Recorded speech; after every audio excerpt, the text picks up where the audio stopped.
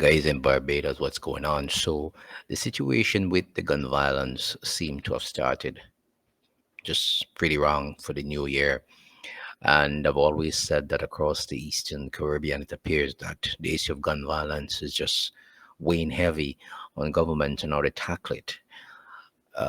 Just some weeks ago, I had a young man on from Barbados who spoke about the gun violence. I'm not sure how many of you saw it, but I'm going to bring back portions of that video in this video so that you can see what he was talking about, because some persons who watched the video actually blamed him, saying he didn't know what he was talking about.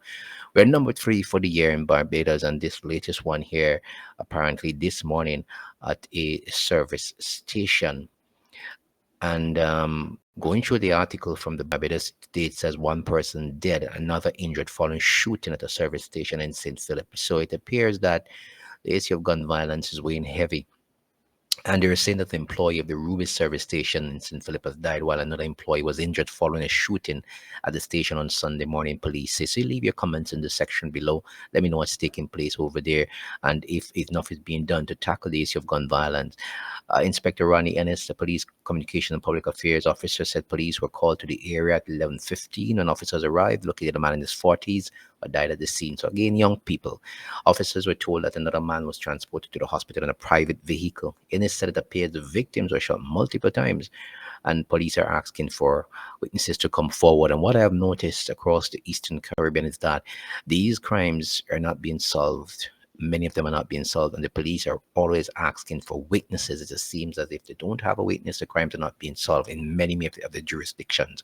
So we have a problem there again. Is it that people are not, wanting to talk to police? Do they have a mistrust with the police? So they prefer not to give information what's taking place?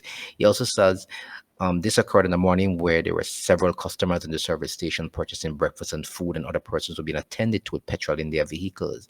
And that's another situation right there. That's how brazen it has become, and this is how deadly it has become, because no longer did they go after you in the dark when you're by yourself. They're coming for you right where people are, so anybody could get caught up in the crossfire. And this is the dangerous part. It shows you the kind of brazen incident that we're facing now. And he's correct. We need to solve these matters. We need the public's help in getting these things solved. But the issue is relationship between the police and the public good.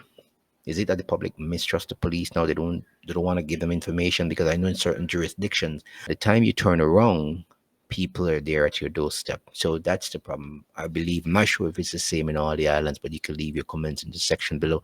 We're also going to leave portions of that last video that we did here so you can see it. But the shooting on Sunday, it brings a number of homicides in the island to 3. So that's 3 for 2025 so far. So leave your comments in the section below, guys. Looking forward to hearing from you. Well, my name is John Paul Wilson. I'm a student. I'll be going to university soon, and I am into politics and world affairs. That's how I found St. Vincent Times. There's a rise in crime in Barbados, especially gun violence among the youths. Yeah. And that seemed to be taking a toll. Maybe 5-6 years ago, we would not be hearing much about gun violence coming out of Barbados. People used to tell me at that time that the newspapers basically used to push them to the back. You don't see them, you don't hear about them. But now we're seeing a rise. Tell me about that. Yeah, so we're seeing a rise in gun violence. The people have access to all sorts of weapons, especially high-powered weapons, and they are just, sorry to say, but they're just kind of executing each other. It's just senseless violence, and you're seeing people as young as 14, 15 years old committing these crimes. I don't know what is desensitizing these children to this kind of violence, but it's definitely a problem. And instead of the government tackling the problem at the roots, they are coming out and blaming the crime on toy guns and video games and different things like that, and social media, instead of acknowledging the fact that there's poverty in the country and that needs to be sorted out. They're just making excuses about everything, and even blaming other Caribbean nations for the rise of crime right here.